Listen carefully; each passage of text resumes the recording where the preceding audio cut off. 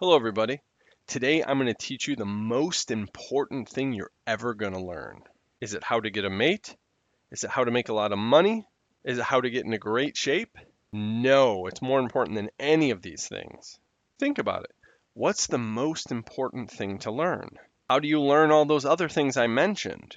Learning how to learn is the most fundamental thing you can ever learn. I took an amazing free 4-week class, and I'm going to give you the summary of it in just a couple of minutes right here. Again, this class is free. I highly recommend it. It's probably one of the best classes you're going to take for sure online, and I'll make sure to link it down below. Highly encourage you to take this. So the fundamental of learning anything is learning how to learn. I'm going to explain one important thing about understanding how our brain works, and then I'm going to give you 3 quick tips on how to become a better learner and learn anything way better and way faster.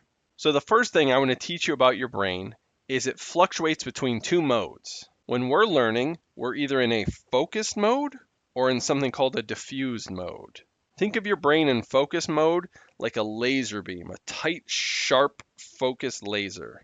And diffuse mode is more of like a big, broad floodlight, dimly in all directions. Both of these modes are very important in learning. When you think of learning, you're probably only thinking of the focus mode. You're sitting here, learning a lesson, reading on the pages, trying to decipher the meaning, the words here. You're really highly focused. It takes a lot of energy to do. And then the opposite is the diffuse mode.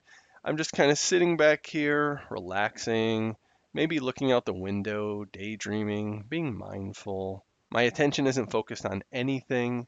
I'm just soaking it all in, everything around me. So why are these both important? And how do they play off each other? Well, the focus mode is more intuitive. You're listening to somebody explain how to do a math equation and you're really focused on their hand, the letters, how they go together. You're burning a lot of calories in your head. And you're using the focus mode to get that information from outside your head inside of your brain. And obviously, that's a very, very important part of learning.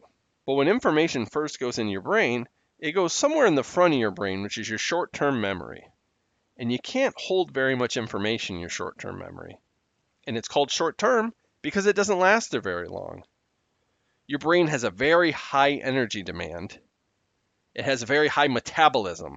And if something isn't important, like in your short-term memory, your brain gobbles that up very quickly for calories, and it kicks those items out of your short-term memory and you don't remember them.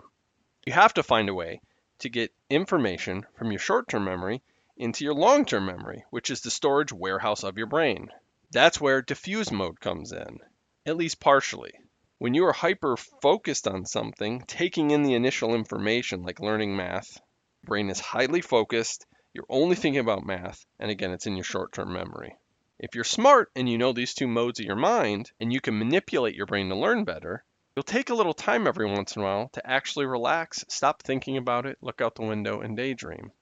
And when your brain goes into diffuse mode, it opens up. All the neural pathways to everything you know open up.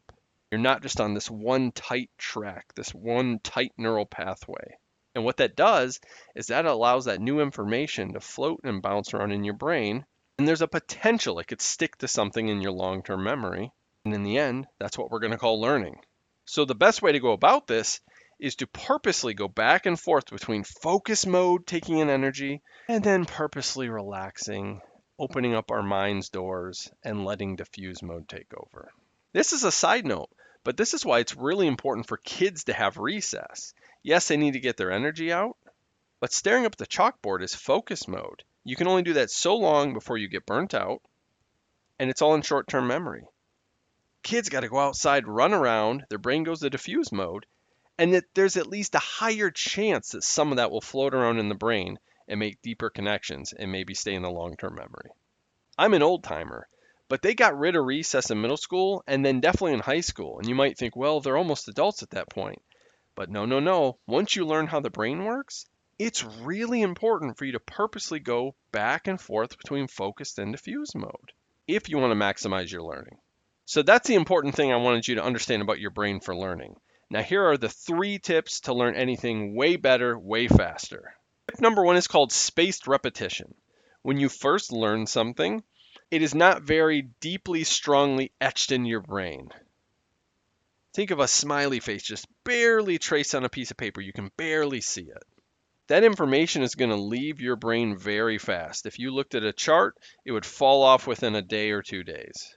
But there's a lot of research that shows if you review that material the next day, the amount of time that information will stay in your brain doubles or triples.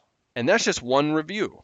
So now we'll probably review it a third day, but then the fourth day, we're not going to review it. And then we'll come back to the material the fifth day and we'll review it all again. Then space a day or two, then review again, space 3 or 4 more days, review again. This has all the scientific backing to show that it will stay in your mind and you will have much longer retention with spaced repetition of reviewing the material. Tip number 2 is make sure you are doing chunking. So what this means is when you're learning new material and it's in your short-term memory, the end goal is to get it into your long-term memory, the storage warehouse of your mind where it'll stay there indefinitely. One way to help that is to chunk it or connect it to other concepts. So if you can make an association with something that you already have in your long-term memory, they will grab hands and they will hold on to that new concept and make it more likely that you'll keep it in your memory. One good example would be if you already know a lot of math and then you're going into your first physics class. They aren't the same subject, but there's some overlap. You could take this new physics material that you're learning, which is just barely in your short-term memory. It's going to be gone soon. And you could try to chunk it or connect it to that math knowledge you already have solidly in your long-term memory, and it's going to greatly increase the chance that you remember the new topic. So that's chunking. Number 3 is don't review material as much as recall it. Reviewing is a passive act. You're just having your eyes go across the words. You're going to give yourself false confidence that you know the material better than you do. You have to earn that memory. So instead of a passive reviewing, you want to do an active recall. And you've probably done this before, but these things work and it's backed with a lot of research. So a good thing to do after you read a chapter is make your own flashcards. Write the answers on one side, a clue on the other. And if you combine that with spaced repetition, wait till the next day and bring up your flashcards and do active recall, you're going to skyrocket your chances to remember things. Because you're actively having to grab around in your short-term and long-term memory, and you're basically forcing those neurons to connect more permanently. So again, don't just passively review, actively recall. So that's why this is the most important thing you can learn. If you know how to learn, you can learn everything so much faster. It's fundamental. It's the foundation of everything you're ever going to learn. So learning how to learn is key. So recall how your brain functions. It goes between focus mode when you're taking in info and diffuse mode when you're kind of relaxing and chilling. And it allows you to make connections in further parts of your brain to get stuff from your short-term to your long-term memory.